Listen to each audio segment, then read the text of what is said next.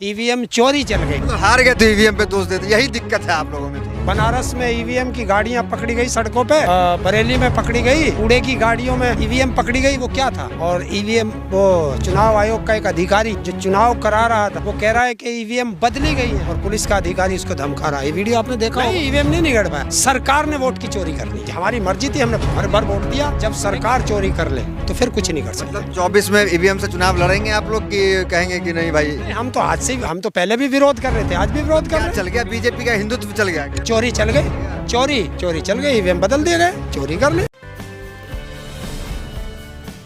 नमस्कार, मैं दानिश अंसार और आप देख रहे हैं पीआरवी। हमारे साथ बातचीत करने के लिए इस समय हरिंदर ताऊ है, जो कि किसान आंदोलन से एक बड़े चेहरे के तौर पे उतरे और समाजवादी पार्टी अखिलेश यादव के चुनाव प्रचार में धुआंधार लगे रहे।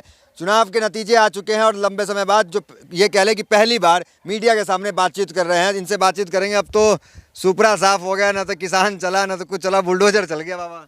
नहीं, क्यों नहीं चला? जनता का इतना वोट मिला, इतना प्यार मिला, ये नहीं मिला? सब चीज़ होती है, हार जीत होती है। जो जीत जाए वो जीत जाता है, वो अपना काम करता है। जो हार जाता है वो अपनी समीक्षा करके आगे बढ़ता है। पर हाँ, बाबा जी तो चल गए ना, बुलडोजर चल गया ना, नहीं, ईवीएम चोरी चल गई। अच्छा, हाँ, मतलब हार गए तो ईवीएम पे दोष देते, यही दिक्कत है आप लोगों में थोड़ा सा। फिर तुम पत्रकार हो। बनारस में ईवीएम की गाड़ियां पकड़ी गई सड़कों पे, बरेली में पकड़ी गई, कूड़े की गाड़ियों में ईवीएम पकड़ी गई। वो क्या था?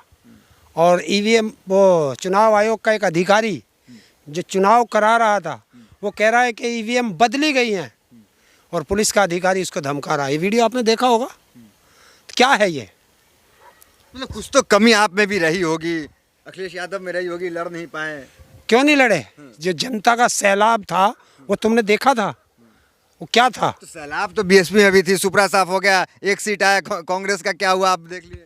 आप देख रहे हो कहाँ तक पहुंची है। भीड़ आना और वोट में तब्दील होना अंतर है ना। क्या? और तुम्हारे पास वोट की चोरी करना भी तो एक अंतर है। अच्छा, पहली बार वोट की चोरी हुई है, देखा है आपने? ईवीएम सड़कों पे क्या कर रही थी? ईवीएम सड़कों पे रहती है क्या?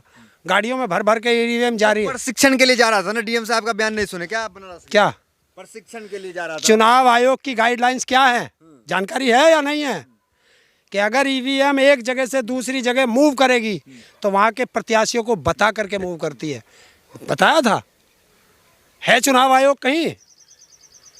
मतलब ईवीएम की सरकार बन गई है भाजपा। अच्छा, कूड़े की गाड़ी में ईवीएम क्या कर रही थी? कूड़े के ढेर में पोस्टल बैलेट क्या कर रहे हैं भाई? वो क्या था? वो तो कह रहे हैं कि इसका इस्तेमाल हुआ ही नहीं था वहाँ पे वोटिंग में। कौन सी चीज़ का? जिसकी बात आप कह रहे हैं तो वो चुनाव के दौरान कहाँ कैसे आ गए वहाँ से कूड़े में?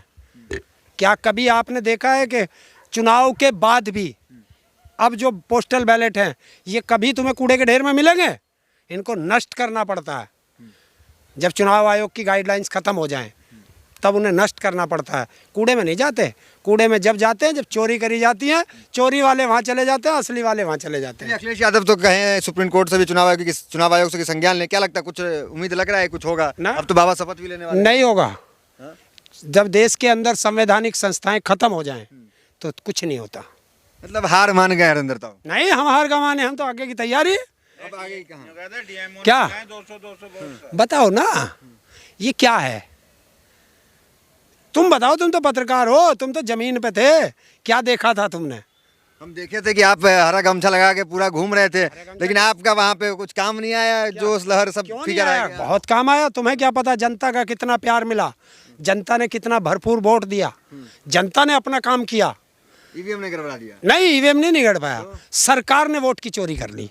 वोट की चोरी? हाँ, ईवीएम बदल दिए गए तो वो तो होता ही है। फिर वो तो कह रहे हैं कि जो विपक्ष है मुद्दा विहीन था और हमारे पास शिक्षा रोजगार का मुद्दा था, हमारे साथ लोग आ गए बीजेपी के साथ। बताओ, शिक्षा कितनी दी है? कोई हॉस्पिटल खोला हो, कोई कॉलेज खोला हो? सरकार बन रही है, अब करेंगे। क्यों? 5 साल क्या किया?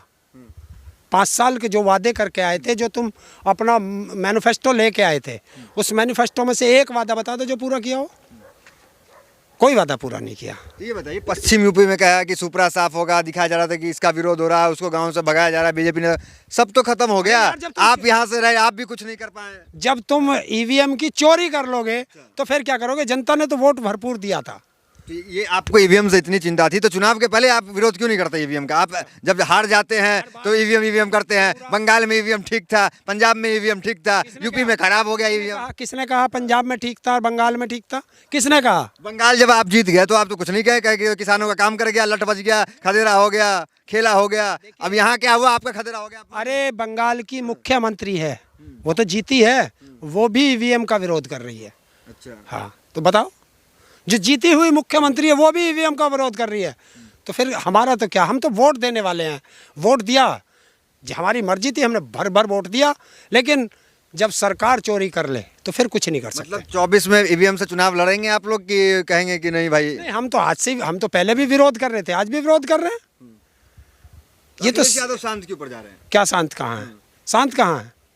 वो अपना काम कर रहे हैं, ये राजनीतिक दल वाले अपनी बता देंगे। हम तो किसान आदमी, जब भी किसान थे, आज भी किसान है, कल को भी किसान रहेंगे। किसान मान गए बीजेपी से, खुश हैं? क्या खुश हैं अब? ये तो तुम्हारे तो सवालों का ही जवाब नहीं पड़ता। अगर खुश होते तो वोट दे दिए ना इतना? अगर कौन दिया वोट? भर के वोट दिया। चलिए, अगर तुम कह रहे हो तो तुम कह लो, भर भर वोट दिया। जब तुम्हें समझ में नहीं आ रहा, पत्रकार होने के नाते, भाई जो आखिर जो रिजल्ट आएंगे उसी हिसाब से ना कहेंगे। तुमने कभी पश्चिम में आया वो सीट तो आया भाई। तुमने देखा कभी पत्रकार का कैसे हाथ भी तोड़ दिए, ऐसे कांप रहा? देखा है? ये हाल होना पत्रकारों का, ध्यान रख लेना। हम तो बच लेंगे, अब तुम्हें बचना। क्या लग रहा है, मतलब क्या चल गया? बीजेपी का हिंदुत्व चल गया क्या? क्या चल गया बताए ना। कुछ भी नहीं, चोरी चल गई, चोरी चोरी चल गई, चोरी चल गई, ईवीएम बदल दिए गए, चोरी कर ली। और जब चोरी करके ले जाए, जीत जाए, तो चोर वो शेर हो जाता है। अब तो खैर शपथ लेने वाले हैं योगी जी, तो अब क्या लग रहा है कि कोई संज्ञान ले सुप्रीम कोर्ट और कुछ हो? ये नहीं, कोई कुछ नहीं लेगा, वो शपथ लेंगे, सरकार चलाएंगे, जनता के वादे पूरे करें। हमारे मुद्दे तो आज भी वही है, कल भी वही रहेंगे। जनता सवाल जरूर करेगी, शिक्षा पे, स्वास्थ्य पे, बेरोजगारी पे, किसानों पे, सब मुद्दों पे बात करेगी, जनता अपना सवाल उठाएगी। लेकिन अब तो ताऊ ऐसा लग रहा है कि जो हिंदुत्व मॉडल को साइड करके चलेगा, चाहे कोई पार्टी हो, कांग्रेस हो, बीएसपी हो या सपा हो, वो इसी वही हाल होने वाला है। हिंदुत्व को आप साइड नहीं करके राजनीति कर सकते हैं। हम क्या हैं? हम हिंदू नहीं हैं, हम हिंदू नहीं हैं, तो फिर हिंदुत्व क्या रह गया?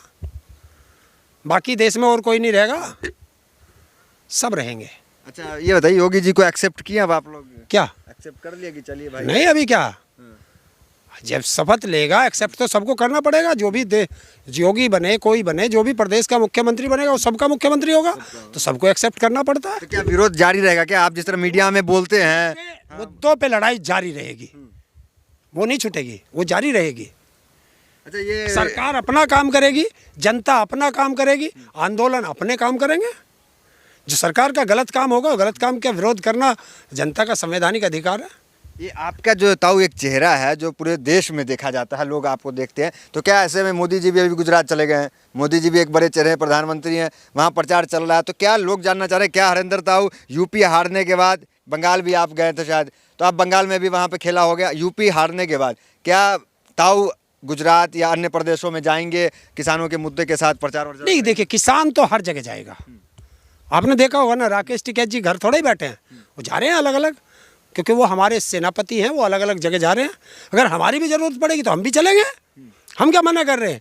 आदेश सेनापति का होगा। अच्छा, जरूरत पड़े तो गुजरात भी जाएंगे? हाँ, क्यों नहीं जाएंगे? गुजरात क्यों नहीं जाएंगे? गुजरात कहीं पासपोर्ट थोड़ा ही लगता है जो गुजरात नहीं जा सकते? सब जगह जाएंगे, देश में हर जगह जाएंगे, लड़ाई लड़ेंगे। देखिए, लड़ाई तो जारी रहेगी जब तक किसानों के मुद्दे, बेरोजगारी के मुद्दे, शिक्षा के मुद्दे, स्वास्थ्य के मुद्दे, महंगाई का मुद्दा इस देश के अंदर रहेगा, आंदोलन जारी रहेंगे। तो ये बुलडोजर से डर तो नहीं लग रहा? काहे का डर?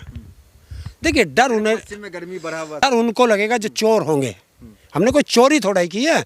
सरकार का विरोध करना हर आदमी का संवैधानिक अधिकार है। अगर सरकार गलत करेगी तो वो तो जारी रहेगा। तो इतने दिनों से मीडिया से बातचीत क्यों नहीं कर रहे थे? कहाँ? क्या मतलब हार से थोड़ा सा नहीं, मैं था नहीं यहाँ। अच्छा। मैं यहाँ था नहीं, मैं 17 तारीख को ही तो आया। अच्छा। और 17 को होली थी, फिर रंग हो गया। और जब कोई मीडिया वाला आएगा तभी तो बात करूँगा।